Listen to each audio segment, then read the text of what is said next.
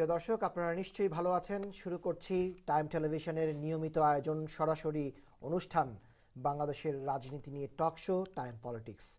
আপনারা জানেন এই অনুষ্ঠানে আমরা দুজন অতিথিকে আমন্ত্রণ জানাই। সেই অনুযায়ী আজকেও দুজন সম্মানিত অতিথি আমাদের সঙ্গে উপস্থিত আছেন। এখানে উপস্থিত আছেন দুজন রাজনীতিক, যুক্তরাষ্ট্র আওয়ামী লীগের vice president columnist Shamsuddin Azad, এবং উপস্থিত আছেন বাংলাদেশ জাতীয়তাবাদী দল বিএনপির সাবেক আন্তর্জাতিক সম্পাদক, কেন্দ্রীয় সম্পাদক এবং বর্তমানে যুক্তরাষ্ট্র বিএনপি নেতা গিয়াস আহমেদ। আপনাদের দুজনকেই স্বাগত জানাচ্ছি টাইম পলিটিক্স অনুষ্ঠানে। অসংখ্য ধন্যবাদ। এবং দর্শক, আপনারা যারা এই অনুষ্ঠান দেখছেন আমেরিকা, নর্থ আমেরিকা, মধ্যপ্রাচ্য সহ ইউরোপের যে প্রান্তে বসেই যিনি এই অনুষ্ঠান দেখছেন সবাইকেই স্বাগত জানাচ্ছি আমি হাসানুজ্জামান সাকি। আমরা শুরু করব আজকে গিয়াস আহমেদকে দিয়ে। আমরা কিছুক্ষণ আগে আজকে নিউ ইয়র্কে সন্ধ্যার পর একটি সংবাদ সম্মেলন হয়েছে। বাংলাদেশ জাতীয়তাবাদী দল বিএনপির ভাইস চেয়ারম্যান সাদেক হোসেন খোকা, তিনি অনেক দিন যাবৎ প্রায় বছরখানেক ধরে নিউ ইয়র্কে অবস্থান করছেন। আমরা জানি যে তিনি অসুস্থতার কারণে এখানে অবস্থান করছেন।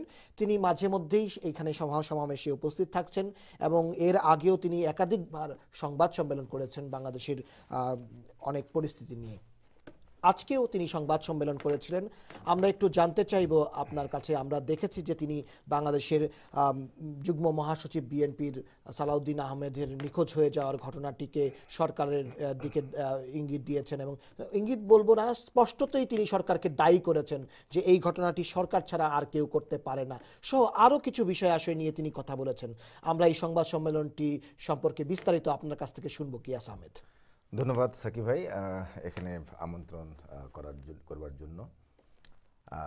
আপনি যে প্রশ্নটি করেছেন সালাউদ্দিন সাহেব, দেখেন এই সালাউদ্দিন আহমেদ যিনি দলের মুখপাত্র হিসেবে দায়িত্ব পালন করছেন এবং প্রাক্তন প্রতিমন্ত্রী এবং বিএনপির আপনার কেন্দ্রীয় কমিটির যুগ্ম মহাসচিব, তিনি যখন এই আমাদের যখন আন্দোলন করার কোনো সুযোগ দিচ্ছে না, মাঠে নামতে দিচ্ছে না, আমরা বিএনপির তরফ থেকে অনুমোদন চেয়েছিল যে আপনার জানুয়ারির 5 তারিখে যে সমাবেশ করার জন্য, কিন্তু সেটা কিন্তু দেওয়া হয়নি।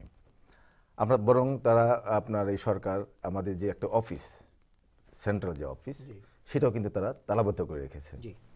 এবং আপনারা জানেন আমাদের দলে যে মহাসচিব, আমাদের দলের স্ট্যান্ডিং কমিটি মেম্বার কয়েকজন এবং 20,000 কর্মী আজকে আপনার গ্রেপ্তার করে আছে, কারারুদ্ধ। দলের মহাসচিব, স্ট্যান্ডিং কমিটি মেম্বার, এই ধরনের বাংলাদেশ ইতিহাসে হয়নি যে তাদের কীভাবে গ্রেপ্তার করেছে। কিসের গ্রেপ্তার? যে তারা নাকি রাস্তায় বোম মেরেছে।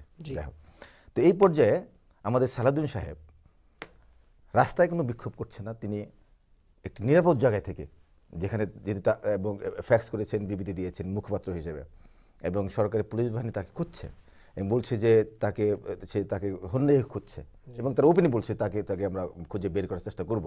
এবং সে এই বিবৃতির মাধ্যমে নাকি মানে এই নাশকতা সরাচ্ছেন, এটা কিন্তু বারবারে সরকার বলে আসছে। এবং যেদিনকে এই যে আপনার 10ই মার্চের আগে 3 দিন আগে তার ড্রাইভার, তার এপিএস এবং তাদেরকেও কিন্তু এই সরকার পুলিশ বাহিনী অ্যারেস্ট করে তাদেরকে জিজ্ঞাসাবাদ করে জেলে পাঠিয়েছে।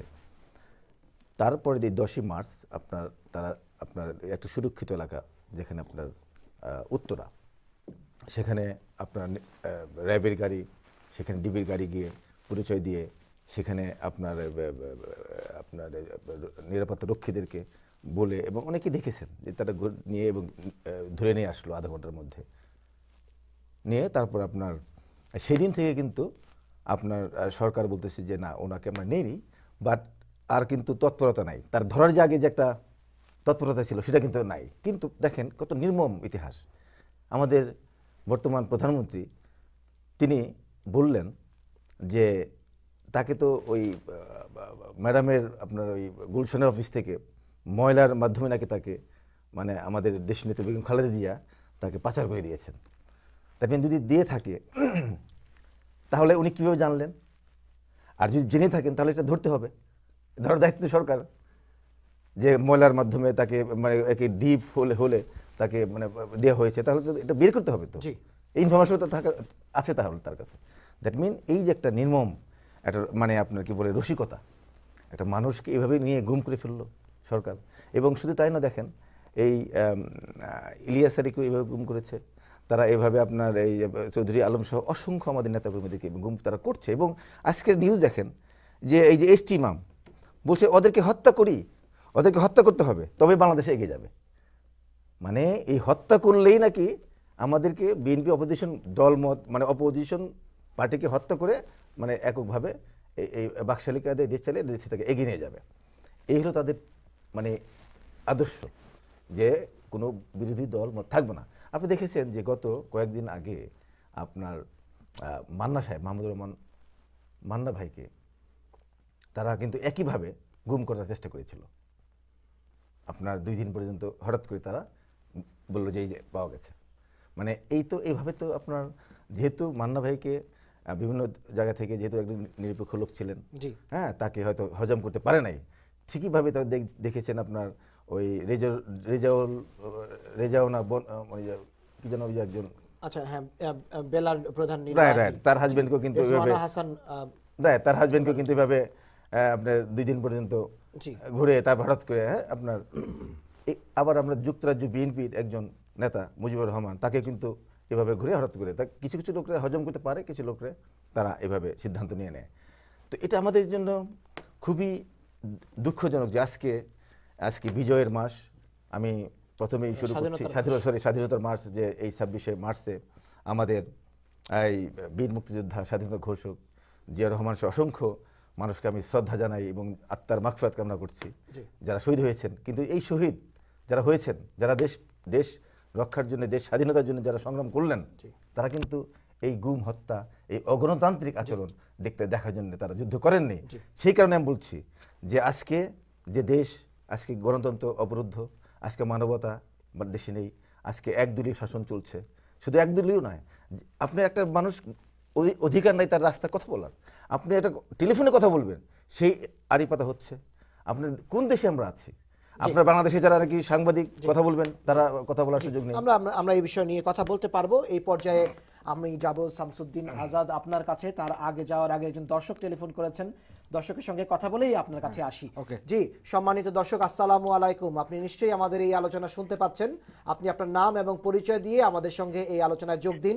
আপনি এখন স্টুডিওতে আছেন আমাদের সঙ্গে। জি, হাসান মাহমুদ। জি, একটু জোরে বলবেন, আপনার কথা শুনতে পাচ্ছি না। হাসান মাহমুদ, নিউ ইয়র্ক থেকে বলছি।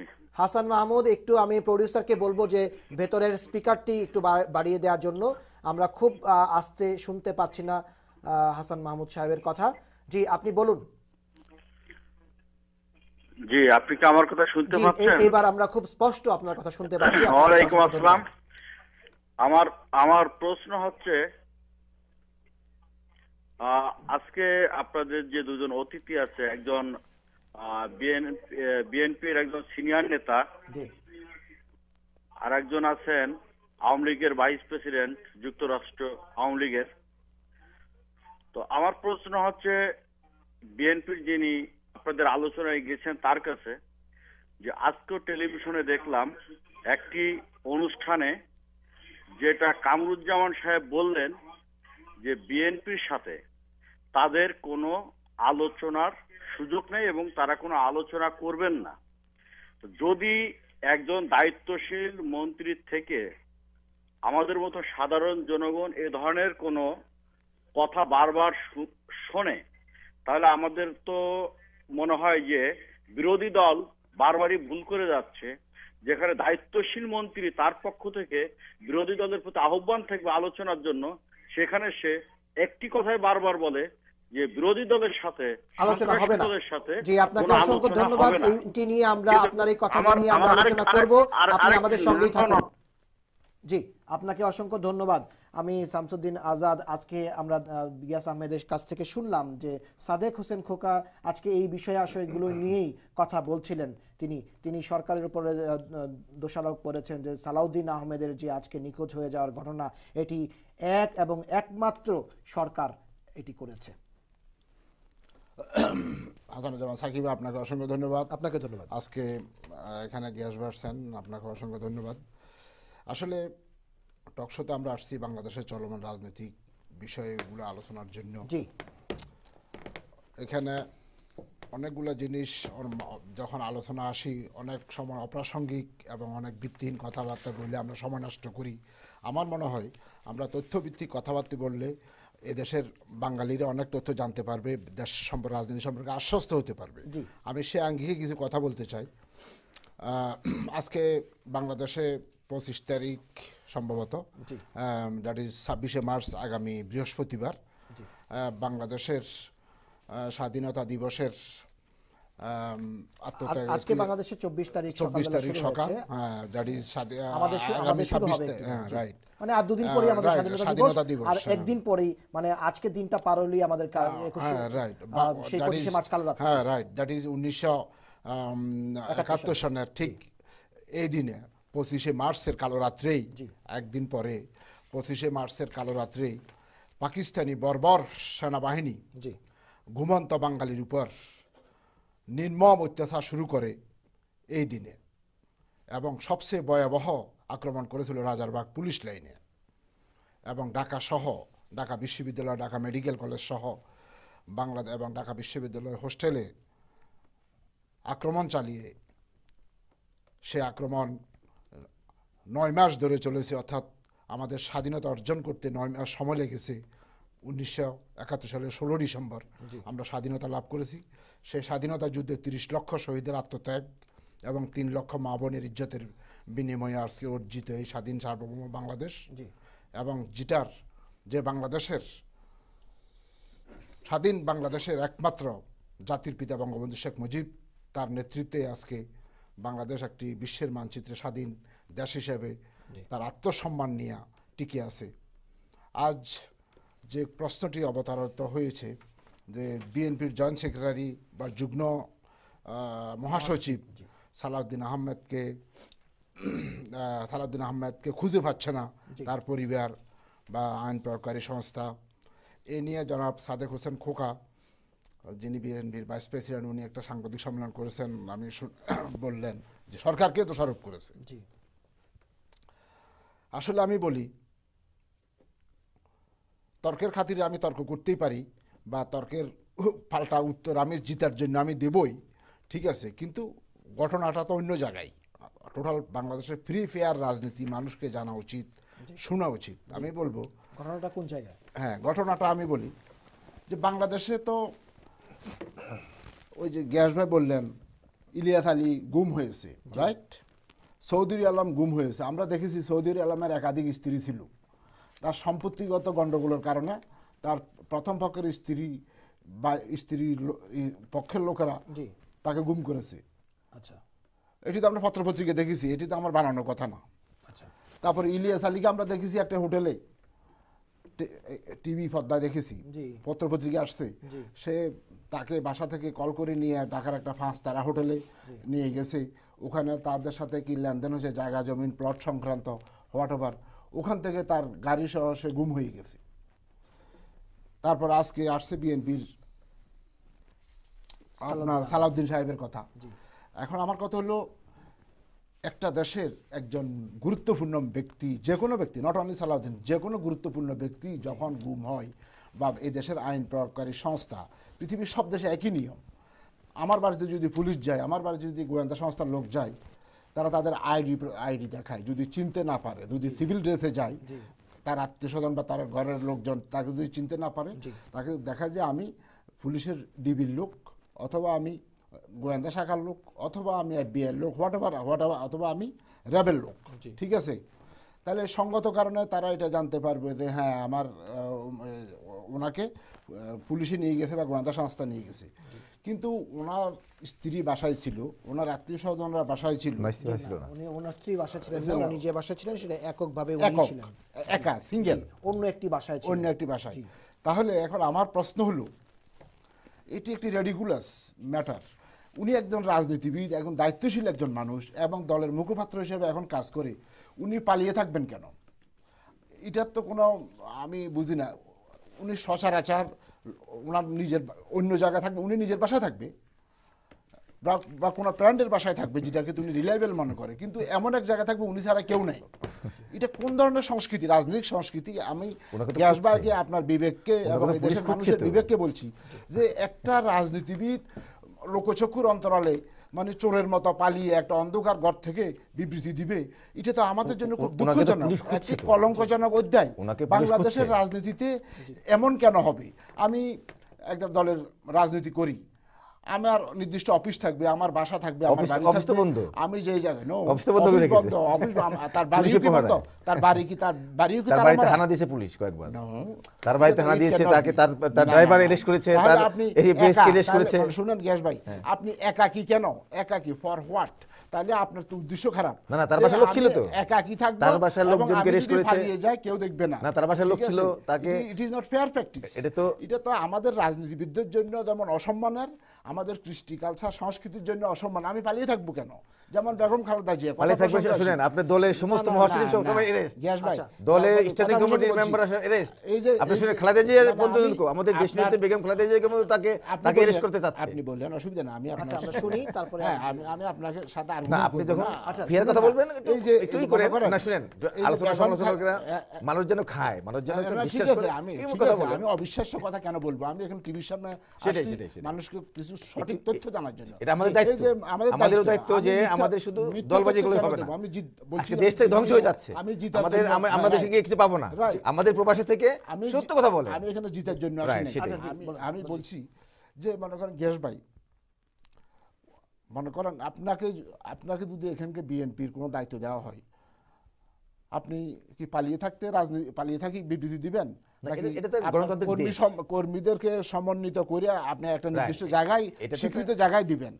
তাহলে আপনি পালিয়ে থাকার হোয়াট ইজ দ্য রিজন? যেমন বেগম খালেদা জিয়া, উনি বাংলাদেশের প্রধানমন্ত্রী ছিলেন, আই ডু রেসপেক্ট হার, এটা সঙ্গত কারণ তাকে সম্মান করতে হবে। কিন্তু আপনি দেখেন আজকে 78 ডেজ একটা দলের নেত্রী, শীর্ষ নেত্রী, এবং যিনি বাংলাদেশের দুইবার প্রধানমন্ত্রী, উনি ওনার নিজস্ব বাসা বাড়ি, খাওয়া দাওয়া, চেয়ার টেবিল সোফা সমস্ত আরামায়াস রাইখিয়া একটা অফিসে, যেটা দলের অফিসে কেন বসে সে অফিসে আছে বলেন তো? শুনুন না, আমি বলি না কেন, এটা আপনি ব্যাখ্যা দিয়েন। আমি বলতেছি যে এটা কোন শিষ্টাচার যে আপনি দলের অফিসে আসবেন, দলের অফিসে সারাদিন নেতা কর্মীরা আসবে, বিড়ি করবে, কথা বলবে, বক্তব্য দিবে, পাল্টা বক্তব্য দিবে, সমাগম থাকবে প্রচুর লোক। আজকে তিনজন কিন্তু আইনজীবী গেছেন, আজকে দেখেন। 78 আজকে তিনজন দিন- আইনজীবীকে এরেস্ট করেছে। তিনজন আইনজীবী শুনুন, দেখা করতে গিয়েছে, arrest আজকে 78 দিন উনি অফিসে বৈশা যে আন্দোলন করলেন, এটা কোন আচ্ছা, আপনি ধরনের? বলেন, তারপরে আমি বলবো। শুনুন, হ্যাঁ, এটা কোন ধরনের? আপনি বাসা থাকতে হবে কেন? আপনি আপনার জায়গা থাকবেন, আপনার অবস্থা, যদি সরকার আপনাকে হয়রানি করে, আপনার বিরুদ্ধে কিছু করতে চায়, আপনার বাসায় গিয়ে করবে। কিন্তু আপনি বাসা ছাড়িয়ে অফিসে এসে অফিসে দোতলা বসে থাকবেন, আরামায়াস করবেন, আর নির্দেশ দিবেন সন্ত্রাস করার জন্য, বোমাবাজি করার জন্য। আজকে 78 দিন দেশে কতগুলো মানুষ পুড়িয়ে মরলো, হাজার হাজার মানুষ আহত হলো, আর আজকে হোয়াট ইজ আপনার আন্দোলনের ফলাফল? শূন্য, অন্তঃশ্বাস শূন্য একটি হরতাল অবরোধ করলেন। আজকে দেখেন ঢাকা শহরে যানজটের জন্য হাঁটাই যায় না। ঠিক আছে, তাহলে এই যে রাজনীতিতে একটা অসহিষ্ণু পরিবেশ সৃষ্টি করে লাভ কি হলো? মানে বাংলাদেশের ক্ষতি, তার দলের রাজনীতির জন্য ক্ষতি, বাংলাদেশের অনাগত সন্তানরা যারা রাজনীতি আমাকে আপনাকে ফলো করবে তাদের জন্য একটা খারাপ এক্সাম্পল। সুতরাং আমরা চাই এই যে পরস্পরের মিথ্যাচার, মনে করেন সরকারকে দোষারোপ করা, সরকার পাল্টা দোষারোপ করা, এই যে সংস্কৃতিটা, সবচেয়ে বড় কথা হলো যারা দায়িত্ববান মানুষ। আমি আওয়ামী লীগ করি, আপনি বিএনপি করেন, বা বাংলাদেশে আরও অনেক শিক্ষিত লোক আওয়ামী লীগ বিএনপি করে।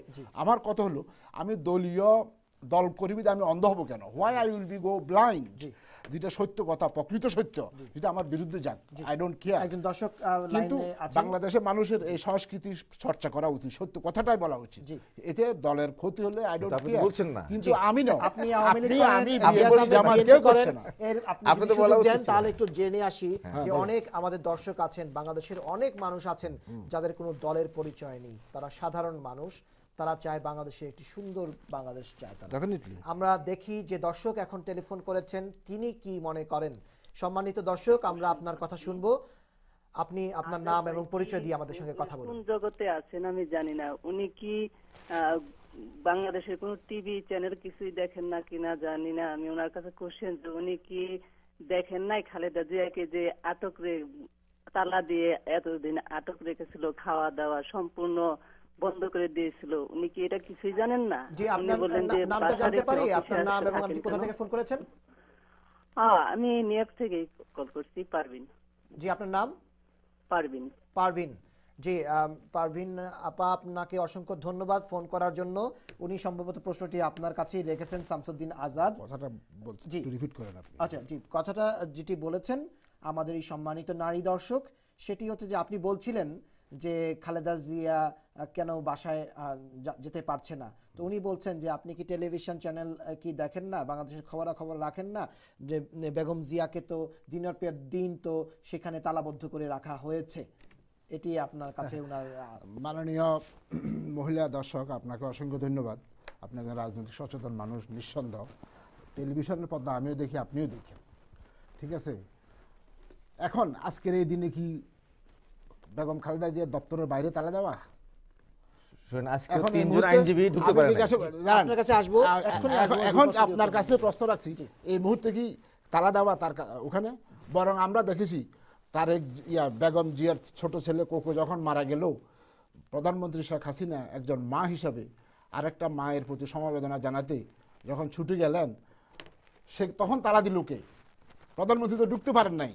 তাহলে প্রধানমন্ত্রী যদি তালা দিত তাহলে তো উনি তালা খুলে ঢুকত, ঠিক আছে।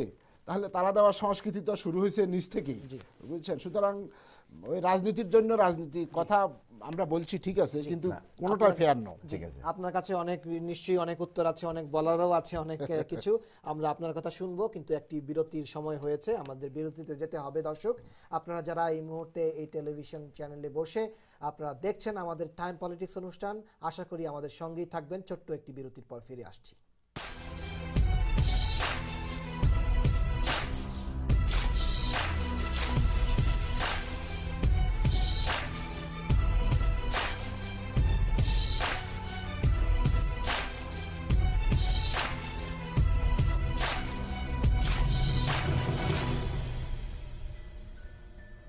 আপনি কি নিউ ইয়র্ক ও এর আশেপাশে বাড়ি ক্রয় অথবা বিক্রয় করতে চান? বিশ্বস্ত রিয়েলটর খুঁজছেন? আমরা এই ব্যাপারে আপনাদের সহায়তা করতে পারি। আমাদের দক্ষ টিম যেসব ব্যাপারে আপনাকে সাহায্য করতে পারে: বাড়ি ক্রয় বিক্রয়, বাড়ি ভাড়া, শর্ট সেল, ফর ক্লোজার। যোগাযোগ Moinul Islam, R&J New York Properties Inc., 2595 Stanway Street, Astoria, New York 11103. Phone 718-888-0229. Cell phone number 917-535-4131. Mayuria banquet hall and restaurant, যুক্তরাষ্ট্রে বাংলাদেশি মালিকানায় সর্ববৃহৎ পার্টি হল। বিয়ে, জন্মদিন, কনভেনশন, সেমিনার, সুইট 16 সহ যে কোনো অনুষ্ঠানে বুকিং দেবার আগে অবশ্যই একবার ভিজিট করুন ময়ূরিয়া অভিজিয়াত ব্যাংকুয়েট হল অ্যান্ড রেস্টুরেন্ট। 100% হালাল খাবার। ইফতার পার্টির জন্য আমরা বুকিং নিয়ে থাকি। এছাড়াও বাংলাদেশি আয়োজনে যে কোনো অনুষ্ঠানের জন্য 30% ছাড়। ধর্মীয় অনুষ্ঠান, ফান্ডরেজিং, সামাজিক সাংস্কৃতিক অনুষ্ঠানেও রয়েছে বিশেষ ডিসকাউন্ট। বাংলাদেশি ও ইন্ডিয়ান মুখরোচক খাবারের স্বাদ নিন Mayuria banquet hall and restaurant, making your memorable moment more gorgeous and remarkable. আমি ডাক্তার মোহাম্মদ মুকিত। আমাদের দুটি শাখা আছে, একটি জামাইকাতে, একটি ফুলটন স্ট্রিট। আমরা সব ধরনের দাঁত এবং মাড়ির চিকিৎসা করে থাকি। আপনাদের যে কোনো প্রয়োজনে আমাদের কাছে আসতে পারেন। আপনারা যত্ন সহকারে আন্তরিকতার সাথে আপনাদের সেবা দেবেন।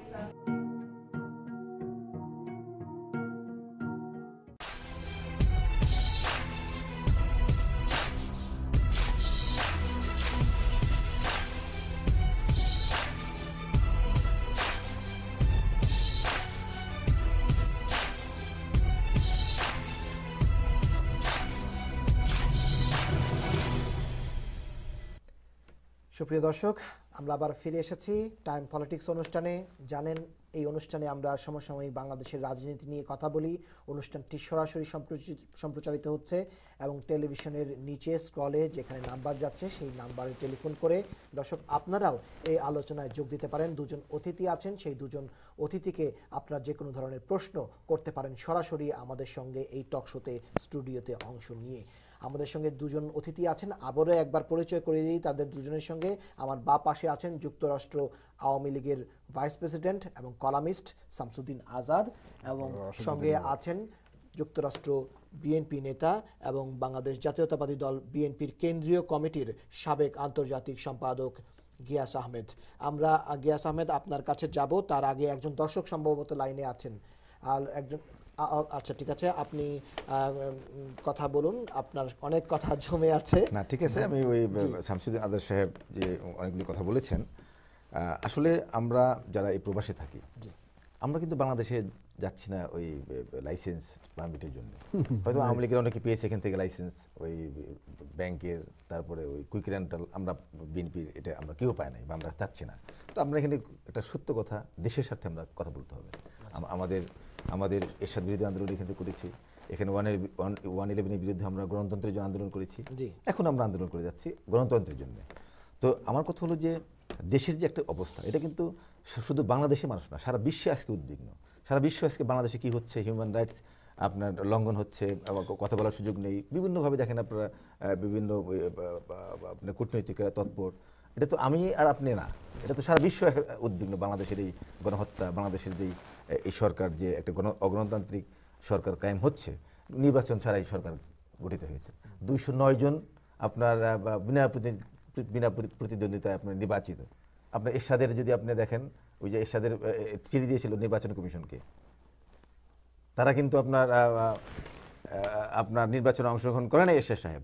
তো সব মিলিয়ে আপনার এই ধরনের নির্বাচনকে আমরা নির্বাচন বলতে পারি না, এই ধরনের নির্বাচনকে এই সরকারকে আমরা একটা গণতান্ত্রিক সরকার বলতে পারি না। এখন সেই কারণে দেখেন, এই যেহেতু একটা জনগণ থেকে বিচ্ছিন্ন যখন একটা সরকার হয়ে যায়, তখন কিন্তু এই সরকার মিথ্যাচার করবে, এই সরকার গণতন্ত্রকে হত্যা করবে, এই সরকার তখন জোর করে পুলিশ বাহিনী দিয়ে এবং সন্ত্রাসীর মাধ্যমে তারা টিকে থাকতে চেষ্টা করবে, এবং সেটাই হচ্ছে আজকে দেখেন, শুধু সালাউদ্দিন সাহেব নয়, আজকে অসংখ্য মানুষ আজকে গুম হয়েছে। আপনি জানেন আজকে একটা পার্টি, বৃহত্তম পার্টি, যে পার্টির আপনার অফিস তালাবদ্ধ, সেখানে লোক ঢুকতে পারছে না। ইভেন যে আমাদের এই তিনবারের প্রধানমন্ত্রী দেশনেত্রী বেগম খালেদা জিয়ার, যিনি উনি বললেন সেখানে বাসায় যাচ্ছে না কেন, সে অফিসে থেকে সে আপনার তার কার্যক্রম চালাচ্ছে, সেখানে লোক ঢুকতে পারছে না। প্রতিদিন অ্যারেস্ট হচ্ছে ওখানে ঢুকতে গিয়ে। আপনার আজকের খবর দেখেন যে আপনার বলেছে যে 3 জন আইনজীবীকে আজকে আপনার অ্যারেস্ট করেছে। তো এইভাবে আপনার অতএব এই মানে শেখ হাসিনা চাচ্ছেন উনি যদি এখান থেকেও বাসায় চলে যান, তাহলে এটাও ওই আপনার সেন্ট্রাল আমাদের অফিসের মতো এটাকে তালা মেরে দিচ্ছে। এবং দেখেন, আপনারা জানেন, সবাই জানেন, আপনি সাংবাদিক, আপনি জানেন যে ট্রাক দিয়ে বালু দিয়ে তাকে কিভাবে ঘেরাও করে রেখেছিল যেদিনকে যেদিন থেকে উনি ঘোষণা দিয়েছেন যে একটা নিয়মতান্ত্রিক আন্দোলন করবেন, নিয়মতান্ত্রিক একটা মিছিল করবেন, একটা বিক্ষোভ করবেন। এটা বাংলাদেশের স্বাধীনতা, আজকে এই মানে মুক্তিযোদ্ধাদের মূল মন্ত্র ছিল যে আমরা কথা বলার অধিকার, মানুষের মৌলিক অধিকার, মানুষের মানে ব্যবসা বাণিজ্য করার অধিকার, মানুষের আপনার অর্থনৈতিক অধিকার। আজকে দেখেন, উনি বলছেন যে আন্দোলনের ফসল কি হলো, আপনার গার্মেন্টস ব্যবসা আজকে সেক্টরটা ধ্বংস হয়ে যাচ্ছে। উনি বলছে যে আন্দোলন ফসল কি হলো। আপনার আজকে ব্যবসায়ীরা বলছে যে হাজার হাজার কোটি টাকা আপনার এই ব্যবসায়ী এই আন্দোলনের কারণে, অবরোধের কারণে আপনার মানে নষ্ট হয়ে যাচ্ছে। আজকে বাংলাদেশের পরীক্ষা মানে মানুষ দিতে পারছে না। চারদিক থেকে এই দেশটা কিন্তু একটা ব্যর্থ রাষ্ট্র হিসেবে পরিণত হচ্ছে। যেমন আপনার অবরোধ হচ্ছে, এবং অবরোধকে মোকাবেলা করার জন্য সরকারও নিপীড়ন অত্যাচার চালাচ্ছে। তো অতএব আমরা তো সেটা চাচ্ছি না, আমরা চাই একটি সুষ্ঠু নির্বাচন। এই সুষ্ঠু নির্বাচনই আজকে আপনার না হওয়ার কারণে, একটা জনগণের ভোটে নির্বাচিত সরকার না হওয়ার কারণে আজকের এই সমস্যা। অতএব আমাদের কথা হলো, জনগণের কথা হলো যে যার যার ভোট সে দিবে, সরকার গঠন করবে জনগণের ভোটের মাধ্যমে। কিন্তু সেটাই যখন আপনার অ্যাবসেন্ট, সেই কারণে আপনার এই সমস্যাটা হয়েছে। এবং এই সমস্যা সৃষ্টি করেছেন মানে স্বয়ং আমাদের বর্তমান অবৈধ প্রধানমন্ত্রী শেখ হাসিনা। কারণ তিনি আপনার এই তত্ত্বাবধায়ক সরকার বাতিল করে এককভাবে এই নির্বাচন করে 95% জনগণ যেখানে ভোট দেয়নি, এবং তিনি বলেছিলেন যে এটি আপনার একটি সংবিধান রক্ষার নির্বাচন হবে, এবং পরে আমরা একটা আলোচনার মাধ্যমে এটা বলেছেন। আমি আপনাকে রেকর্ড করে শুনতে পারি যে আমরা আলোচনা করব। কিন্তু যখনই আমাদের দেশ নেত্রী তার কথা বিশ্বাস করলেন, অবরোধ তুলে দিলেন, তারপরে বললেন যে না, কিসের নির্বাচন, উনি ট্রেন ফেল করেছেন, উনি যান নাই কেন, আপনার সুর চেঞ্জ হয়ে গিয়েছে। তো সেই কারণে আমি বলবো যে দেশের যে বর্তমান অবস্থা, শুধু কি পলিটিশিয়ানরা আজকে গুম হচ্ছে বা অ্যারেস্ট হচ্ছে, আজকে 20,000 আপনারা দেখেন পত্রিকায় এসেছে যে জেলের আপনার ধারণ ক্ষমতা নাই, এত লোক তারা আপনার প্রতিদিন তারা অ্যারেস্ট করছে। এবং শুধু তাই নয়, আপনার সাংবাদিক, আজকের খবর দেখেন যে ইটিভির একজন চেয়ারম্যান, তাকে আপনার রাষ্ট্রদ্রোহ মামলায় জামিন পেলেন না ইটিভি সালাম। তাকে রাষ্ট্রদ্রোহ মামলা, তিনি কি করেছেন যে উনি সিক্রেট সার্ভিসের ওই সরকারের কথা সে শুনেন নাই, উনি তারেক রহমানের বক্তব্য প্রচার করেছেন, অথবা উনি আপনার আপনার অবগতির জন্য সুবিধার জন্য বলছি, এই টিভি কিন্তু অনুমোদন দিয়েছে আওয়ামী লীগ সরকার। না ঠিক আছে, আপনার আওয়ামী লীগ সরকার দিলেই যে তার কথা শুনতে না শুনলে তো কথা শোনার জন্য না, ঠিক আছে, আওয়ামী লীগ গভর্নমেন্ট অ্যাপ্রুভ। ঠিক আছে, আপনার আজকে যে আওয়ামী লীগ, এই আওয়ামী লীগও কিন্তু আমাদের জিয়া রহমান সাহেব অ্যাপ্রুভ করেছে, কারণ শেখ মুজিব যখন বাকশাল করলেন, তখন শেখ মুজিব সাহেব যখন বাকশাল করলেন তখন সমস্ত পার্টি বিলুপ্ত করেছিলেন, এবং এই আওয়ামী লীগকে আবার পুনরায় জন্ম দিয়েছেন আপনার জিয়া রহমান সাহেব। বাকশালের সদস্য ছিল জিয়া রহমান, সেটা তো সে কর্মচারী ছিল, সে তো কর্মচারী, সে পলিটিশিয়ান ছিল না, তো সে তখন পলিটিশিয়ান ছিলেন না, তখন আর্মির লোক তো না থাকে, তাহলে সে রাজনীতি না সরকারি তখন তো সরকারি কর্মচারী। আপনি নিজে বললেন না সে তো একজন সরকারি কর্মচারী, তাহলে তার তো রাজনীতি করার কোনো অধিকার না। যখন সে রাজনীতি করেছে তখন সে রিটায়ার করার পরে, যখন সে সরকারি কর্মচারী তখন তো শুনতে হবে। সে তো মিলিটারি ডিক্টেটর, রাইট? না সেই গণতন্ত্র ফিরিয়ে দিয়েছে মিলিটারি ডিক্টেটর। না বাকশাল, আচ্ছা জীবনে কোনোদিন, আচ্ছা এই যে আপনারা তো বাকশালের কথা বলেন, বাকশাল বলি একটা খারাপ অর্থে ব্যবহার করেন। আচ্ছা আমি শেষ করি, আচ্ছা আমি শেষ করে ওটা বলবো, আমি বাকশাল বলবো, আমি বলতেছি বাকশাল শুনেন, এই আজকে যে 26শে মার্চ এত রক্তক্ষরণের মাধ্যমে বাংলাদেশের স্বাধীনতা অর্জিত হয়েছে, সে তাদের উদ্দেশ্য ছিল একটা বাংলাদেশে বহুদলীয় গণতন্ত্র হবে, মানুষের সংবাদপত্রের স্বাধীনতা থাকবে, মানুষের ধর্মীয় স্বাধীনতা থাকবে, মানুষের মৌলিক অধিকার থাকবে। কিন্তু শেখ মুজিবুর রহমান সাহেব তিনি বাকশাল কায়েম করে তিনি সমস্ত সংবাদপত্র বাতিল করেছেন, তিনি সমস্ত মানে সংবাদপত্র বাতিল করেন 4টে সরকারিভাবে।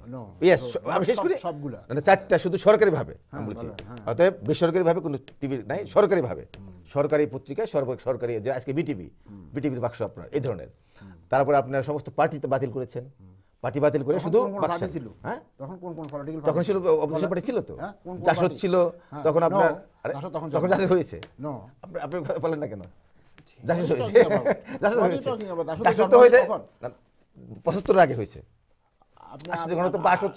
তখন আমি আপনাকে ঠিক আছে, আচ্ছা আমি বলে আপনাকে বলতেছি, আপনি যখন বললেন আচ্ছা আপনি শর্ট করেন না ভাই, আপনি সাকিব ভাই বাকশাল গঠন করা হয়েছে কবে? হ্যাঁ বাকশাল আর জাসদ গঠন করা হয়েছে কবে? জাসদ আগে হয়েছে, শুনুন আমি কত পার্টি ছিলাম বলি, তখন ছিল আপনার ভাসানী পার্টি ছিল, আপনার এই যে ওলি ব্যান করা হয়েছিল, হ্যাঁ ব্যান সব ব্যান বুঝাই, দেখেন তো ভাই আপনি কারেকশন করেন না ভাই? হ্যাঁ আমার কারেকশন করার না, আপনি তো অবশ্যই কারেকশন করবেন। শুনেন বাকশালের মাধ্যমে সমস্ত মানে দল ব্যান করা হয়েছে। যাই হোক, এখন সেই কারণে বলছি যে আপনার এই আজকের যে আওয়ামী লীগ, সেটাও আপনার জিয়া রহমান সাহেব আজকের যে স্বাধীনতা ঘোষক তিনি দিয়েছেন বাংলাদেশে। শুনে আজকে স্বাধীনতার ঘোষক নয়, কে ঘোষক? আচ্ছা সে স্বাধীনতা আমি বলি, তাহলে আমি বলি, আপনি বলেন।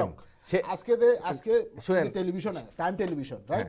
টাইম টেলিভিশনে যিনি খবর পাঠ করেন উনি কি খবরের মালিক? তাহলে আমি বলি আপনাকে, এটা বলি, আচ্ছা আমি বলি, তাহলে আমি বলি টাইম টেলিভিশন কর্তৃপক্ষ, আমি বলছি তো আপনাকে, আচ্ছা এটা ভালো একটা, আচ্ছা ভালো একটা আলোচনা হচ্ছে, এই আলোচনাটা পড়ছে না, এই আলোচনা আচ্ছা এই আলোচনা আপনি করার সুযোগ পাবেন, এটা ভালো আলোচনা, একটা আলোচনা হয়েছে। শেখ মুজিবুর রহমান সাহেব স্বাধীনতা তিনি ডিক্লেয়ার দেন নাই, উনি শেষে ধরা দিয়েছেন। যেদিনকে উনি ধরা দেন সেদিনকে আপনার যে তাজউদ্দিন সাহেব তার লিখেছেন, আমি শেষ করি হ্যাঁ জয় মানে জয় পাকিস্তান বলে শেষ করেছেন, এবং তারপরে শুনেন এই যে আচ্ছা আপনি বিএনপি না তো? নো বিএনপি না, আচ্ছা বলি বিএনপি তো না, আমি এটা শুনে, এটা কে বলেছে? সেক্টর কমান্ডার বলেছে। আমরা এটা শুনি যে এটা কি বিএনপি বলেছে নাকি আর অন্য কেউ বলেছে? সেক্টর কমান্ডার বলেছেন আপনার, এটা আপনার যে আওয়ামী লীগের যারা বুদ্ধিজীবী তারা বলেছেন। কোন বুদ্ধিজীবী বলেছেন? আপনার আওয়ামী লীগের মন্ত্রী ছিলেন এই সেক্টর কমান্ডার, ওনার নাম মানে আমাদের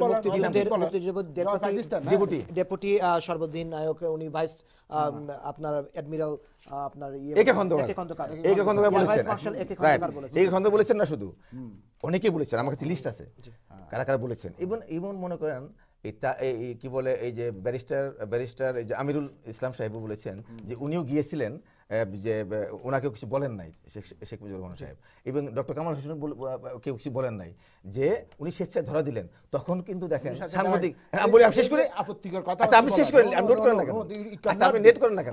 নোট করেন, আচ্ছা আপনি নেট স্বেচ্ছায় ধরা দিলেন, হাউ কাম? আচ্ছা আপনি নোট 25শে মার্চে কালো রাতে যখন পাকিস্তান শুনেন, উনি শুধু স্বেচ্ছায় ধরা দেন নাই, ধানমন্ডির বাসা থেকে ধরে নিয়ে গেছে, শুধু স্বেচ্ছায় ধরা দেন নাই। আমি শেষ করি আচ্ছা আমি শেষ করি না কেন? উনি 1500 টাকা বেতন খেয়েছেন, 1500 টাকা বেতন খেয়েছেন আওয়ামী লীগ। অশিক্ষিত লোক শুনেন, এই 9 মাসে পর্যন্ত বিএনপির অভ্যাসটা, আচ্ছা বিএনপিটা তো বাজে কথাবার্তা, আপনাদের অভ্যাস হলো কথা বলতে দেন না। আপনি ধরা দিয়েছেন, আচ্ছা আপনি কথা বলার সুযোগ পাবেন তো, আচ্ছা একটু আপনি আমরা কথা বলার সুযোগ পাবেন তো, আচ্ছা আপনি কথা বলার বলার সুযোগ পাবেন তো, এখানে তো আওয়ামী লীগের সমস্যা। মিথ্যা কথা কেন? আচ্ছা আপনি নোট করেন, নোট করেন, আমি বলতে দেন। আচ্ছা ঠিক আছে, আপনারা দুজনে আপনারা শেখ মুজিবুর রহমান সাহেব স্বেচ্ছায় ধরার দেন নাই শুধু, তিনি ওই 9 মাস তার ফ্যামিলি $1500 টাকা করে বেতন খেয়েছেন। এবং তিনি যদি ওই আপনার ইন্টারকন্টিনেন্টাল তখন ওখানে সাংবাদিকদের বসা ছিল, সাংবাদিকদেরকে বলবেন না যে আমি স্বাধীনতা ঘোষণা দিয়েছি, যে পাকিস্তান বলে শেষ করার পরে ইনি ইহাইয়ের সাথে তিনি বৈঠক করেছেন, নেগোসিয়েশন করেছেন প্রধানমন্ত্রী হওয়ার জন্য, পাকিস্তানের প্রধানমন্ত্রী হওয়ার জন্য। উনি তাজউদ্দিন সাহেবকে বলেছেন স্বাধীনতা পরে, তোরা কি পাকিস্তানকে ভেঙে ফেললি? শুনেন, উনি কখনোই পাকিস্তানের স্বাধীনতা চান না, উনি চেয়েছেন প্রধানমন্ত্রী হওয়ার জন্য। বাস্তব সত্যটা মানতে হবে। শুনেন, সাধারণ মানুষ বিদ্রোহ করেছে, জিয়া রহমান সাহেব ঘোষণা দিয়েছে যে উনি ঘোষণা দিয়েছেন যে আই ডিক্লেয়ার্ড, উনি বলেন নাই যে আমি কি ডিক্লেয়ার করতে উনি বলেছেন I declared independent of Bangladesh. লাস্টে বলেছেন যে সেকেন্ড টাইম যে ঘোষণা দিয়েছেন যে on behalf of Sheikh Mujibur Rahman, but উনি বলেন নাই যে শেখ মুজিবুর রহমানের নির্দেশে, উনি বলেন নাই শেখ মুজিবুর রহমানের নির্দেশে আমি ঘোষণা দিচ্ছি না, উনি বলেছেন যে আই ডিক্লেয়ার্ড, ইয়েস, উনি বলেন নাই যে আমি শেখ মুজিবুর রহমান সাহেবের মানে নির্দেশে আমি ঘোষণা দিচ্ছি না, no yes I declare our great leader on behalf বন্ধু শেখ মুজিবুর রহমান। কারণ হলো যে উনি বলেন নাই শেখ মুজিবুর রহমান ঘোষণা দেন না, এখানে বলছেন যে উনি বলেন নাই যে আমি শেখ মুজিবুর রহমানের সাহেবের নির্দেশে আমি ঘোষণা দিচ্ছি না, উনি পাঠক ছিলেন না, উনি বলছেন I declared independent of Bangladesh on behalf of Sheikh Mujibur Rahman. তাতে বোঝা গেল কি যে শেখ মুজিবুর রহমানের সাথে উনি তো নাই তখন, উনি তো স্বেচ্ছায় ধরা দিয়েছেন। এবং এই যে আওয়ামী লীগের এই যে আপনার যারা নাকি কথা বলে তারা হয়ে যায় রাজাকার, যেমন আজকে দেখেন কাদের সিদ্দিকী, আপনার শেখ মুজিবুর রহমান সাহেব তাকে বলছে বঙ্গবীর, সবাই বলছে বঙ্গবীর, আজকে শেখ হাসিনা বলে উনি রাজাকার। আপনার ডক্টর কামাল হোসেন উনি হলো একজন সহযোদ্ধা শেখ মুজিবুর রহমান, উনি ডক্টর না বিএনপি না করুন সাধারণ, আচ্ছা এই না সাধারণ যারা নাকি আওয়ামী লীগের ঘরানার লোক, যারা শেখ হাসিনা কাদের সিদ্দিকী বলে উনি রাজাকার, হ্যাঁ উনি রাজাকার। এখন যারাই নাকি আওয়ামী লীগের পক্ষে, আজকে মান্না সাহেব তো আওয়ামী লীগের লোক, হ্যাঁ তো সে কথা বললে সে হয়ে গেল দেশ বিরোধী, সে হলো এই জন্য আপনার এবিএম মুসা কথা বলেছেন, মানে যে এবিএম মুসা বলেছেন যে শেখ মুজিবুর রহমান সাহেবের ওই দিনকের ঘোষণা উনি ওইভাবে দেন নাই, এটা নিয়ে আলোচনা করেছেন এবং সেই কারণে উনি হয়ে গেলেন রাজাকার, উনাকেও রাজাকার বানিয়েছেন। এই জন্য আজকে দেখেন আজকে আওয়ামী লীগের কে আছে, আজকে সারা বাংলাদেশের মানুষের যারা নাকি কিছু তাদের বুদ্ধিজীবী তো নাই, আজকে সুশীল সমাজ তাদের বিরুদ্ধে, আজকে সুশীল সমাজকে তারা গালিগালাজ করে, আজকে সাংবাদিকদের বিরুদ্ধে আজকে মানে আপনি যে বন্ধ করে দিচ্ছে, আজকে মিডিয়া বন্ধ, যারাই কথা বলছে আজকে তাদেরকে দেশ থেকে বের করে না হয় রাষ্ট্রদ্রোহ মামলা দিচ্ছে। এইভাবে তো এই ফ্যাসিস্ট সরকার কতদিন থাকবে? এইভাবে তো দেশ চলতে পারে না। আজকে মানুষ স্বাধীনতা যুদ্ধ করেছে, এই জন্য যুদ্ধ করে নাই। আজকে মনে করেন শেখ হাসিনার কন্ট্রিবিউশন কোথায় বাংলাদেশে? তিনি যে উনি বলেছেন যে এদের সাথে কোনো আলোচনা নাই, দেশের কেন উনি আলোচনা করতে চান না, কেন উনি নির্বাচন দিতে চান না? কারণ 5টা নির্বাচনে ইলেকশন করে তিনি ফেল করেন। এই আজকে যে সাদেক হোসেন খোকার কাছে তিনি ফেল করেছেন, আজকে যে মেজর মান্নান, কোথাকার মেজর মান্নান পলিটিক্স জীবনে করতো না, তার কাছে তিনি ফেল করেছেন। এই যে ক্ষোভ শেখ হাসিনার, যে জনগণ তাকে ভোট দেয় না, 95% জনগণ ভোট দেয় নাই। ও আপনার এর আগেও আপনার একবার জামাতের সাথে তিনি তারা আন্দোলন করেও তারা মেজরিটি পান নাই। জামাতের সাথে কিন্তু তারা যুগপৎ আন্দোলন করে, বিএনপির বিরুদ্ধে আন্দোলন করে, তারা একসাথে আতাত করে নির্বাচন করেও কিন্তু তারা শেখ হাসিনা এককভাবে নির্বাচন মানে আসন গ্রহণ করতে পারেন, 150টা আসন পান নাই জীবনে। সেই কারণেই ওনার ক্ষোভ যে আপনার বাংলাদেশের মানুষকে তিনি পছন্দ করেন না। এই শাস্তির স্বরূপ হিসেবে তিনি আজকে যে যা হচ্ছে বাংলাদেশে তিনি ইন্টেনশনালি করছেন। আর একটা কথা বলতে চাই, এই দেখেন 111-এর সময় এই যে আওয়ামী লীগ যে একটি পিছনের দরজা দিয়ে ক্ষমতায় আসে তার প্রমাণ হলো দেখেন এরশাদের সময় তিনি এরশাদকে আপনার কংগ্রেচুলেট করেছিলেন, সেই এরশাদকে নিয়ে তারা উনি সংসার করেছেন, মানে সংসদ করেছেন। তারপরে এখনও উনি এরশাদকে নিয়ে আসেন। আবার 111-এর সময় দেখেন উনি বললেন 111-এর জেনারেলদের বললেন ওনার সাপোর্ট দিয়ে যাবেন এবং এখনও সাপোর্ট দিচ্ছেন। 111-এর নায়কদের বিরুদ্ধে একটা মামলা তিনি করেন নাই। ওনাকে বলা হলো যে শেখ হাসিনাকে নাকি জেলে আপনার এই জেনারেলরা বিষ খেয়ে আপনার হত্যা করার চেষ্টা করেছে, তার মামলা করছেন না কেন? এখন মাসুদুদ্দিন চৌধুরীকে ক্ষমতায় বসিয়ে রেখে হাই কমিশনার বানালেন শেখ হাসিনা, মোহন সাহেবের বিরুদ্ধে একটা মামলা হচ্ছে না। কারণ এই গত নির্বাচনেও তারা কিন্তু আতাতের মাধ্যমে ক্ষমতায় এসে তারা জানে যে নির্বাচন হলে এই জনগণ আওয়ামী লীগকে কখনো ক্ষমতায় বসাবে না। আচ্ছা আপনাকে বলি, প্রথমে উনি তো অনেক সাফাই গাইলেন স্বভাব সুলভ আচরণে। একজন স্বৈরাচার কান্দে বন্দুক আর বলে জনগণের ক্ষমতার উৎস, রাইট? ৭৫-এর নৃশংস ঘটনার নায়ক এ কুখ্যাত স্বৈরাচারী জিয়া। শুধু তাই নয়, খুনিদেরকে পাকিস্তানে, লিবিয়াতে পাঠিয়ে দিয়েছে নিরাপদ হেফাজতে, এবং একই কায়দায় বেগম খালেদা জিয়া ওই বঙ্গবন্ধুর খুনিদের বিচার না করে পররাষ্ট্র মন্ত্রণালয়ে চাকরি দিয়ে পুরস্কৃত করেছে। এই হলো আজকে বাংলাদেশের বাস্তবতা। যদি তিনি গণতন্ত্র চাইতেন, যদি তিনি বাংলাদেশে খুন হত্যার রাজনীতি না চাইতেন, তাহলে ৯১-তে যখন বেগম জিয়া রাষ্ট্র ক্ষমতা এলেন, আওয়ামী লীগ তখন সংসদে ইন্ডেমনিটি অধ্যাদেশ বাতিলের বিরুদ্ধে সংসদে একটি বিল উত্থাপন করার চেষ্টা করেছিল, সেই বিলটি গ্রহণ করা হয়নি। তাহলে আমরা কি বুঝলাম? যে ৭৫-দের যে খুনের ঘটনা জিয়া রহমান জড়িত ছিল, তার বেনিফিশিয়ারি আজকের খালেদা জিয়া। সেও একই কায়দায় বঙ্গবন্ধুর খুনিদেরকে প্যাট্রোনাইজ করেছে, বিদেশে পররাষ্ট্র মন্ত্রণালয়ে চাকরি দিয়ে পুরস্কৃত করেছে।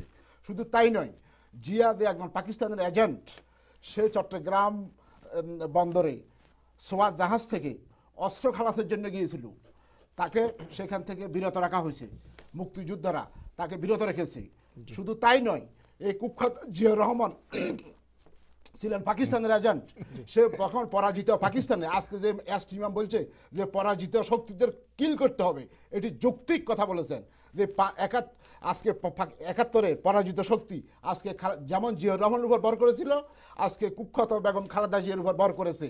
কারণ তারা এদেশে জঙ্গি নাম ধারণ করে, এদেশে তাদের অ্যাম্বাসির মাধ্যমে আমরা কিছুদিন আগে দেখেছি যে পাকিস্তানের দূতাবাস থেকে মাজাহার খান নামক এক অফিসার, সে দুর্বৃত্ত, সে ভারতীয় টাকা পাচার করে বাংলাদেশে পাচার করত।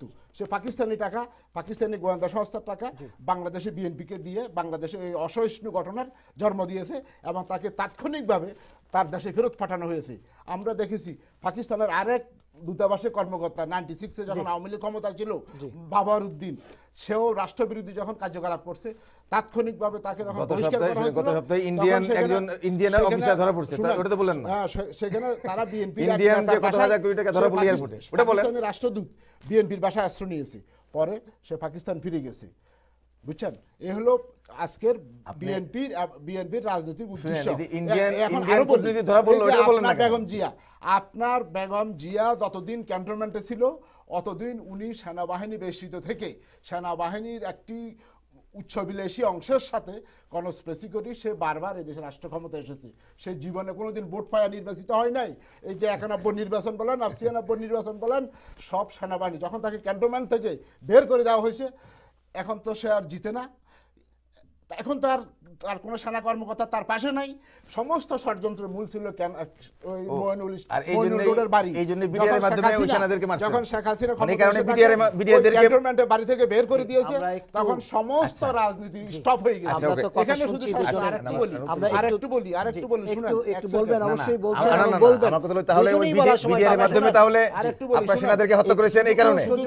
একজন দর্শক টেলিফোন করেছেন, সম্মানিত দর্শককে একটু সুযোগ দেই আমরা তো আপনাদের কথা শুনছি, দর্শকরা কি কথা বলেন সেটি আমরা শুনে আসি। সম্মানিত দর্শক, আপনি কি আমাকে শুনতে পাচ্ছেন? হ্যালো, জি, আপনি কি শুনতে পাচ্ছেন আমাকে? জি জি, আমি শুনতে পাচ্ছি। আসসালামু আলাইকুম, আপনি আপনার নাম এবং পরিচয় দিয়ে খুব দ্রুত প্রশ্নটি করুন। ওয়ালাইকুম সালাম, আমি ওয়ালিউর রহমান বলছি টরন্টো থেকে। জি, টরন্টো থেকে ওয়ালিউর রহমান, আপনাকে অসংখ্য ধন্যবাদ এতটুকু টেলিফোন করার জন্য। আপনি বলুন খুব সংক্ষেপে। আমার প্রশ্ন শামসুদ্দিন আজাদ সাহেবের কাছে। ওনার কাছে আমার প্রশ্ন হলো দুটি। প্রথম প্রশ্ন হলো, উনি যে বললেন যে ৭৫ সালের খুনি জিয়া শেখ মুজিবকে খুন করে তারপরে উনি ক্ষমতা দখল করতে, আমার প্রশ্ন হলো যে জনাব শামসুদ্দিন সাহেব, সেই ৭৫ সালের ১৫ই আগস্টে আপনি কি রাস্তায় বেরিয়ে প্রতিবাদ করছিলেন যে শেখ মুজিবকে যে মারা হয়েছিল, তার প্রতিবাদ কি করছিলেন আপনি? এক নাম্বার প্রশ্ন। ২ নাম্বার প্রশ্ন, হ্যাঁ, ২ নম্বর প্রশ্ন হলো, ওনারা বলে থাকেন যে বেগম খালেদা জিয়া এবং তার বিরোধী দল ট্রেন মিস করছে, ট্রেনে উঠতে পারে নাই, সো ওনারা এখন ট্রেনে চড়ে বসছেন। তো আমার প্রশ্ন হলো, বাংলাদেশ থেকে ট্রেনের গন্তব্য কিন্তু ৪-৫টা গন্তব্য আছে। একটা হলো আখাউড়া দিয়ে, আরেকটা হলো সিলেট দিয়ে, আরেকটা হলো কুষ্টিয়ার দর্শনা দিয়ে, আর হলো বেনাপোল দিয়ে, এগুলি দিয়ে কিন্তু দেশ থেকে বের হয়ে যায়। ওনারা কি কাইন্ডলি উনি কি ওনার নেত্রীকে বলবেন যে ট্রেনে চড়ে ওনারা ওই সীমান্তগুলি দিয়ে পার হয়ে দেশ থেকে একটু যাতে মুক্তি দেয় এবং দেশের জনগণ যাতে মানে ভালো থাকে। জি, আপনাকে অসংখ্য ধন্যবাদ। প্রশ্নগুলো হচ্ছে শামসুদ্দিন আজাদ সাহেবের কাছে, আমরা আপনার কাছে আসব এবং আপনি কথা বলবেন গিয়াস আহমেদ। তার আগে এই মুহূর্তে আরো একটি বিরতিতে যেতে হচ্ছে আমাদের।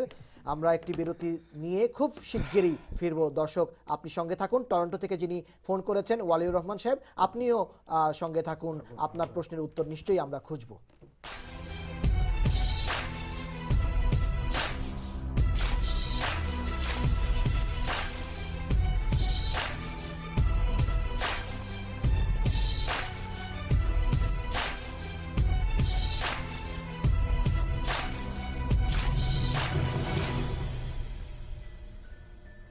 আপনি কি নিউ ইয়র্ক ও এর আশেপাশে বাড়ি ক্রয় অথবা বিক্রয় করতে চান? বিশ্বস্ত রিয়েলটর খুঁজছেন? আমরা এই ব্যাপারে আপনাদের সহায়তা করতে পারি। আমাদের দক্ষ টিম যেসব ব্যাপারে আপনাকে সাহায্য করতে পারে: বাড়ি ক্রয় বিক্রয়, বাড়ি ভাড়া, শর্ট সেল, ফরক্লোজার। যোগাযোগ Moinul Islam R&J New York Properties Inc, 2595 Steinway Street, Astoria, New York 11103. Phone 718-888-0229. Cell phone number 917-535-4131. Mayuria banquet hall and restaurant, যুক্তরাষ্ট্রে বাংলাদেশি মালিকানায় সর্ববৃহৎ পার্টি হল। বিয়ে, জন্মদিন, কনভেনশন, সেমিনার, সুইট 16 সহ যে কোনো অনুষ্ঠানে বুকিং দেবার আগে অবশ্যই একবার ভিজিট করুন ময়ূরিয়া অভিজিয়াত ব্যাংকুয়েট হল অ্যান্ড রেস্টুরেন্ট। 100% হালাল খাবার। ইফতার পার্টির জন্য আমরা বুকিং নিয়ে থাকি। এছাড়াও বাংলাদেশি আয়োজনে যে কোনো অনুষ্ঠানের জন্য 30% ছাড়। ধর্মীয় অনুষ্ঠান, ফান্ডরেজিং, সামাজিক সাংস্কৃতিক অনুষ্ঠানেও রয়েছে বিশেষ ডিসকাউন্ট। বাংলাদেশি ও ইন্ডিয়ান মুখরোচক খাবারের স্বাদ নিন Mayuria banquet hall and restaurant, making your memorable moment more gorgeous and remarkable. আমি ডাক্তার মোহাম্মদ মুকিত। দুটি শাখা আছে, একটি জামাইকাতে, একটি ফুলটন স্ট্রিট। আমরা সব ধরনের দাঁত এবং মাড়ির চিকিৎসা করে থাকি। আপনাদের যে কোনো প্রয়োজনে আমাদের কাছে আসতে পারেন। আপনারা যত্ন সহকারে আন্তরিকতার সাথে আপনাদের সেবা দেবেন।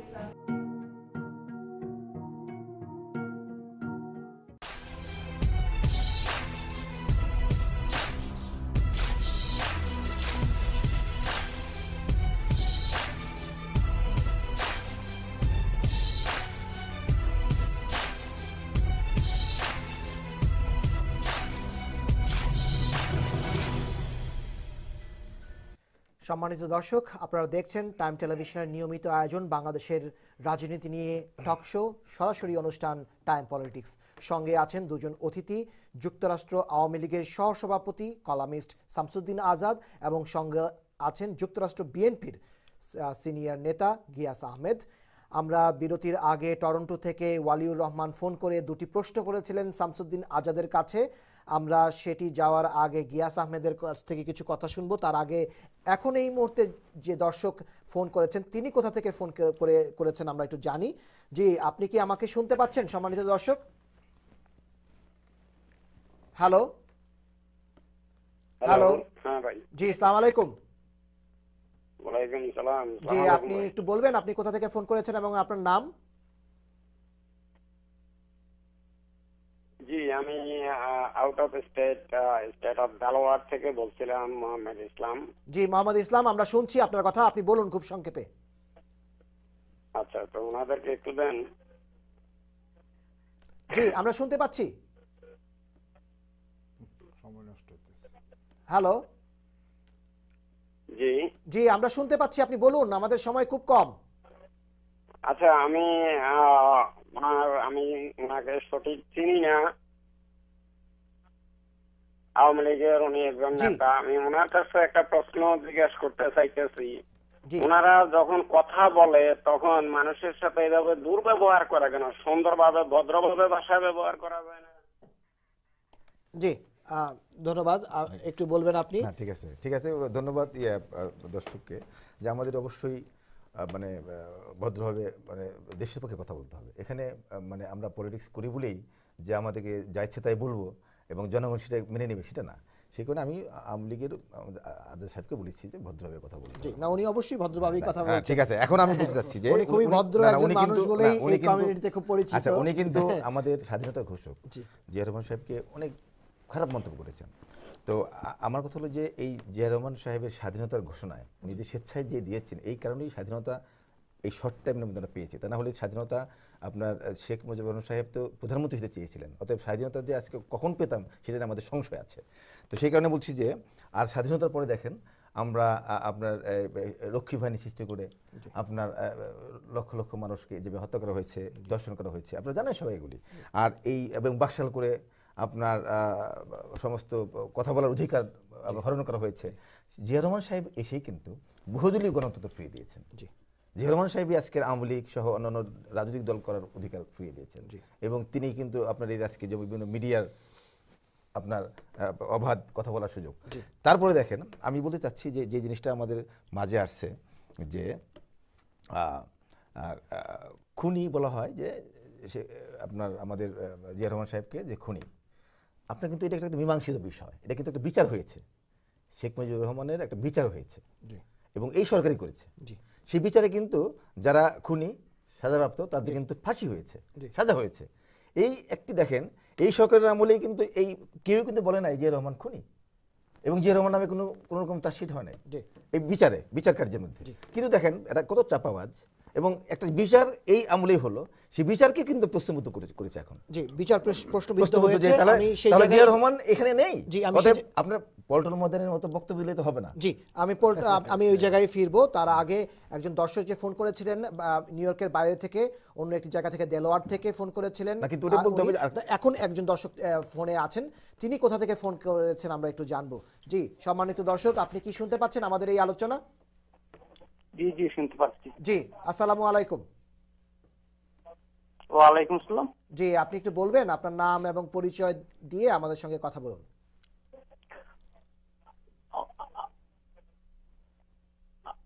হ্যালো। জি জি জি, জি, আপনি আমার সঙ্গে কথা বলুন। আপনার টেলিভিশনের ভলিউমটা কমাতে হবে দয়া করে, এবং আপনি আপনার নাম এবং পরিচয় দিয়ে খুব সংক্ষেপে কথা বলুন, আমাদের হাতে সময় নেই। আমার নাম জাকারিয়া চৌধুরী, আমি ফিলাডেলফিয়া থেকে বলছি। জি, ফিলাডেলফিয়া।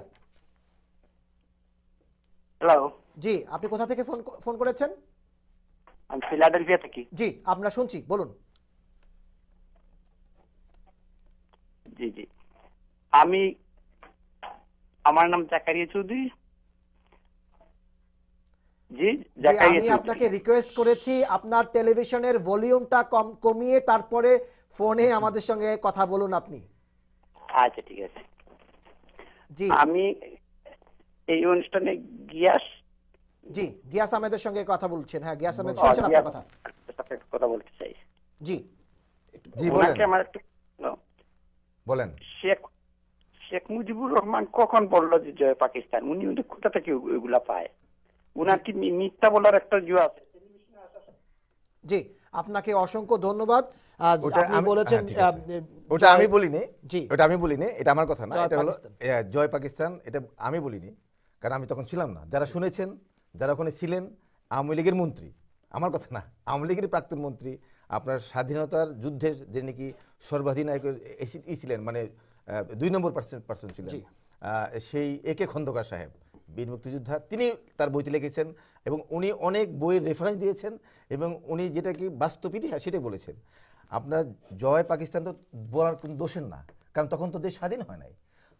শেখ মুজিবুর রহমান সাহেব জয় পাকিস্তান বলেই শেষ করতে হবে, কারণ তখনও দেশ স্বাধীনতার যুদ্ধ শুরু হয়নি, তখনও পাকিস্তানের আন্ডারেই আপনার শেখ মুজিবুর রহমান সাহেব নেগোসিয়েশন করার চেষ্টা করেছেন প্রধানমন্ত্রী হওয়ার জন্য, কারণ তিনি নির্বাচিত প্রধানমন্ত্রী হওয়ার যোগ্য ছিলেন তখন। আমি তো শেখ মুজিবুর রহমান সাহেবকে খাটো করে দেখছি না, শেখ মুজিবুর রহমান সাহেব তখন প্রধানমন্ত্রী হওয়ার কথা, কারণ তিনি জনগণের ভোটে নির্বাচিত হয়েছেন, অর্থাৎ এটা আমার কথা না। তো এখন যে সমস্যাটা হচ্ছে, এখন সমস্যাটা কি? এখন সমস্যা আমরা জনগণ মুক্তি পেতে চায়, জনগণ একটি নির্বাচন চায়, জনগণ একটি নির্বাচনের একটি গণতান্ত্রিক সরকার চায়। দেশ আজকে দেখেন, আজকে নিউজ যে দীর্ঘ হচ্ছে মৃত্যুর মিছিল যুগান্তর, সাধারণ মানুষ বলছে যে আজকে দেশের মানে গুম হচ্ছে সাধারণ মানুষ, আজকে ব্যবসা বাণিজ্য নষ্ট হয়ে যাচ্ছে, আজকে দূরপাল্লার আপনার যানজট চলছে না, আজকে গার্মেন্টস সেক্টরটা চলে যাচ্ছে আপনার ইন্ডিয়া বা অন্যান্য দেশে, বেনিফিট হচ্ছে কারা? অতএব এগুলি আমাদের বুঝতে হবে। অতএব যতদূর পর্যন্ত আমাদের নির্বাচন না হবে, যতদূর যারা বলবে যে নির্বাচন হবে না, ওদের সাথে বলা যাবে কথা বলবো না, তারাই দেশের শত্রু, তারাই স্বাধীনতার শত্রু। জি, তো আপনি জাতীয় নির্বাচনের কথা বলছেন, অবশ্যই জাতীয় নির্বাচন করতে হবে, কিন্তু এই নির্বাচনের আগে একটা সিটি কর্পোরেশন নির্বাচনের ডিক্লেয়ার করেছে সরকার নির্বাচন কমিশন। দেখেন সেখানে আপনার অবস্থান আচ্ছা, দেখেন এই সিটি আচ্ছা, দেখেন যখন একটা অবরোধ হচ্ছে এই সিটি, আপনার আমাদের সাদিক হোসেন খোকা যখন ছিলেন 2 টার্মে, তাকে তারপরে কিন্তু তার এত দিন পর্যন্ত কোনো নির্বাচন নেই, এবং উনি যখন দেখেছেন যে সারা বাংলাদেশের সিটি এবং মেয়র নির্বাচন বিএনপি পাচ্ছে, উপজেলা নির্বাচনগুলি বিএনপি পাচ্ছে, এখন সিটি নির্বাচন এতদিন ধরে রেখেছেন, এখন এই আন্দোলনের সময় একটা টার্ম কার্ড হিসেবে আপনার তারা এখন ঘোষণা দিচ্ছে যে সিটি নির্বাচন। তারপরেও কিন্তু আপনাকে এই ট্রাম্প কার্ডে ফাঁদে পড়ছেন, বিএনপি সিদ্ধান্ত নেবে। আমাদের দেশনেত্রী বেগম খালেদা জিয়া যখন ভুল করেন না, উনি সেটা সঠিক সিদ্ধান্ত নেবেন যে নির্বাচনে যাবেন কিংবা যাবেন না, জনগণের কথা চিন্তা করেই দেশের স্বার্থে উনি সিদ্ধান্ত নেবেন। এই বিষয়ে আজকে সাংবাদিকরা প্রশ্ন করেছিলেন নিউ ইয়র্কে অবস্থানরত সাদেক হোসেন খোকাকে যে এই সিটি কর্পোরেশন নির্বাচনে আসছে, আপনার মন্তব্য কি, বিএনপি কি যাচ্ছে কি যাচ্ছে না? উনি বলেছেন যে বেগম বিএনপি হাইকমান্ডের যে সিদ্ধান্ত সেটাই চূড়ান্ত এবং দেশের স্বার্থে।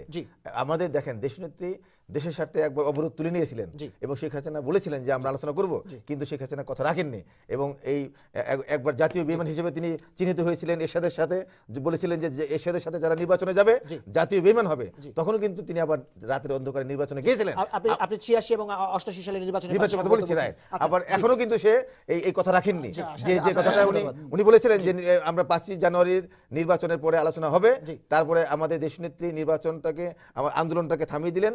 এখন উনি বলছেন যে উনি ট্রেন্ড ফেল করেছেন, উনি আলোচনা হবে না। অতএব দেশের স্বার্থে কিন্তু সবসময় আপনার আমাদের দেশনেত্রী বেগম খালেদা জিয়া সঠিক সিদ্ধান্ত নেন। আমার হাতে 1 মিনিট সময় আছে, আপনাকে বলি 1 মিনিট বললে হবে না। প্রথমে বলতে হবে বেগম জিয়া গণতন্ত্রের কথা বলেন, 150 জন মানুষ পুড়িয়ে মেরেছে এবং হাজার হাজার মানুষকে আহত করেছে 78 দিনের তার এই আন্দোলন এবং হরতালের নামে। তার ক্ষমতা যাওয়া হলো উচ্চবিলাস, কোনো গণতন্ত্র নয়, এটি চরম মিথ্যাচার, এটি একটি মরক। আমরা দেখেছি ফিলিপিনের সবচেয়ে দুর্নীতিবাজ শাসক ছিল মার্কোস দম্পতি। না, এই যে আজকে খবর দেখেন, আজকে খবর আওয়ামী লীগ ধরা পড়েছে পেট্রোল পাম্প সহ। এই মার্কোস দম্পতি আওয়ামী লীগ ধরা পড়েছে পেট্রোল পাম্প সময় নেই, একটু কথা বলতে হবে ওনাকে। ফিলিপিনের মার্কোস দম্পতির 1000 জোড়া জুতা ছিল, এই খালেদা জিয়া 2000 জোড়া জুতা, তার পরনের শাড়ি, লক্ষ টাকা, হোটেল সোনারগাঁও থেকে তিনি ব্রেকফাস্ট খান। ক্ষমতা যাওয়াটা তার বিলাস, যেখানে তারেক জিয়া রহমান রহমানকে হত্যা করা হয়েছে, সারা গেঞ্জি বাঙ্গা সুটকেস, তাহলে তার ছেলে সোনালী ব্যাংকের টাকা কই, কোন বাবার টাকায় সিঙ্গাপুরে সোনালী ব্যাংকের টাকা বসে বিলাসবহুল জীবন যাপন করে, তার ছেলে লন্ডনে পড়ে, 90,000 কোটি টাকা নাই, বাবার টাকা কোন বাবার টাকা, সে ওখানে লন্ডনে পড়ে, বেসিক ব্যাংকের টাকা কোথায়? ওই কোকো আজকে ধরা পড়লো জয় $300 মিলিয়ন দুর্নীতি, প্রমাণ দেন জয়ের $300 মিলিয়ন দুর্নীতি, এই যে কোর্টে প্রমাণ করেছে। আমাদের হাতে সময়, জয়ের 300 কোটি টাকা, কোকো টাকা চুরি করে সিঙ্গাপুরে বসে বসে জয়ের 300 কোটি টাকা শেখ হাসিনা। সম্মানিত দর্শক, আমরা আমাদের সময় পার করে ফেলেছি। দুজন যেহেতু কথা বলার সুযোগ দিচ্ছেন না একজন অন্যজনকে, এবং সময়ও শেষ হয়ে গেছে। দর্শক, আপনারা এখনো ফোন করছেন, আমরা আন্তরিকভাবে দুঃখিত যে সবার ফোন আমরা নিতে পারি না।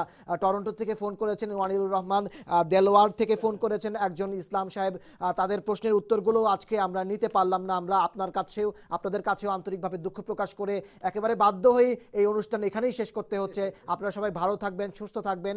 আমরা আগামীকাল আবারও অন্য দুজন অতিথিকে নিয়ে আপনাদের সামনে হাজির হব। আপনারা সবাই ভালো থাকুন, আমরা ভালো থাকি, আপনারাও ভালো থাকেন। সবাইকে ধন্যবাদ।